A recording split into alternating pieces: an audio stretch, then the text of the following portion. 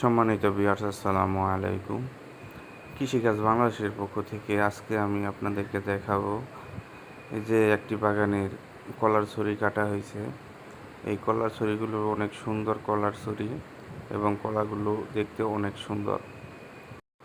ছড়িগুলো এখন গণনা চলতেছে। আপনার বড় ছড়িগুলো আলাদা করতেছে এবং ছোট ছড়িগুলো আলাদা করতেছে।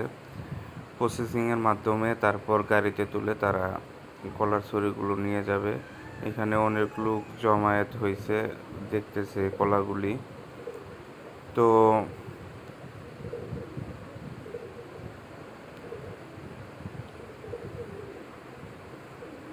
কলাগুলি অনেক বড় বড়, দেখতে অনেক সুন্দর। আপনারা যদি কেউ কলা বাগান করতে ইচ্ছুক হন তাহলে আমাদের সাথে যোগাযোগ করতে পারেন।